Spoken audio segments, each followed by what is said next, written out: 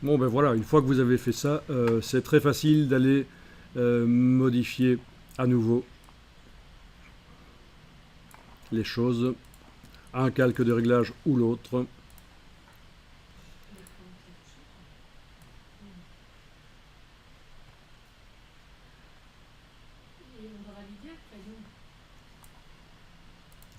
Ici, il n'y a rien à valider parce que le réglage est là, accessible en permanence. C'est pas comme tout à l'heure quand on avait fait image réglage. Non, ici il est accessible en permanence. Les réglages, voilà. Alors on va aller chercher le chien et le déplacer sur la piscine, sur le bord de la piscine. Donc touche F pour passer en plusieurs images. Voilà, je déplace l'onglet, j'ai l'image du chien et l'image de la piscine.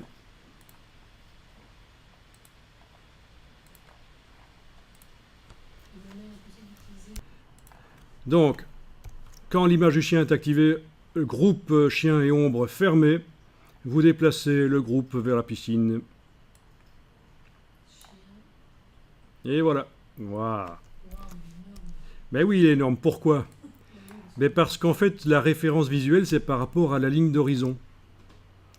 On a une ligne d'horizon qui est à peu près là. Je viens de tirer un repère des règles qui étaient là affichées. Si vous ne les voyez pas, c'est commande R pour les faire apparaître, ou alors menu affichage, règles, CTRL R sur le PC, commande R sur le Mac. Et quand on fait un cliquer glisser de la règle vers l'image, on a un repère qu'on peut déplacer avec l'outil de déplacement. Normalement, oui.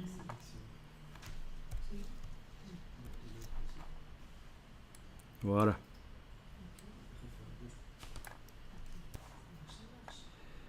Donc, on prend comme référence, sans s'en rendre compte, la ligne d'horizon. On considère que les objets qui arrivent au niveau de la ligne d'horizon font à peu près notre taille. Et tout ce qui est au-dessus, c'est plus que notre taille. Donc, on considère que si ça c'est la ligne d'horizon, on va plutôt la mettre là, voilà, c'est plutôt comme ça je pense. Toute cette partie-là de la patte du chien fait à peu près 1,60 m. Et tout ce qui est au-dessus, c'est en plus. Donc on a un chien qui fait à peu près 5 mètres. 5-6 mètres, d'accord? Donc quand vous faites des photomontages, c'est important de prendre en compte la ligne d'horizon, sinon vous allez vous retrouver avec des objets qui n'ont pas la bonne taille, des personnages qui vont paraître trop petits ou trop grands, des objets trop petits, trop grands. Donc il va falloir redimensionner le chien, mais en fait on avait vu la fois passée qu'il ne faut pas le réduire, sinon on perd de la qualité. Il vaut mieux augmenter le nombre de pixels du décor. D'accord? Donc, une des manières les plus simples de faire ça, je vais jeter le groupe du chien. Ok, il ne veut pas le jeter, pourquoi? Parce que je suis en train de travailler sur un repère. Allez savoir. Ah mais non, peut-être parce qu'il y a un calque verrouillé dedans.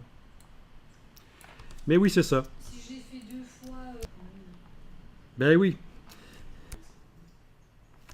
Donc oui, pour supprimer le chien, vous allez soit dans la palette historique, menu fenêtre historique, et vous cliquez sur l'action qui se trouvait juste avant déplacer le groupe.